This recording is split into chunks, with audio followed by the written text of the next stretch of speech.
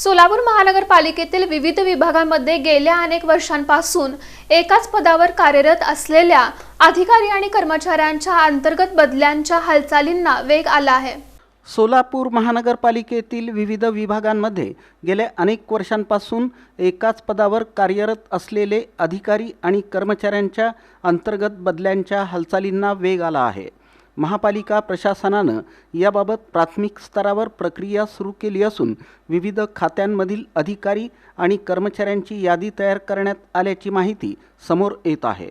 महापालिकेच्या विविध विभागांमध्ये काही अधिकारी आणि कर्मचारी गेल्या 3 ते 5 वर्षांपासून एकाच खुर्चीवर कार्यरत आहेत।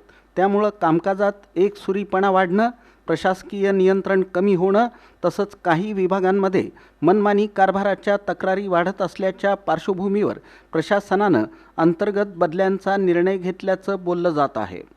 सामान्य प्रशासन विभागाकडून विविध विभागांची माहिती संकलित करण्यात आली असून कोणत्या अधिकारी आणि कर्मचाऱ्यांनी किती वर्षे एकाच विभागात काम केलं आहे याचा आढावा घेण्यात आला आहे। त्यानुसार बदल्यांसाठी पात्र कर्मचाऱ्यांची स्वतंत्र यादी तयार करण्यात आली असल्याची माहिती सूत्रांकडून मिळत आहे।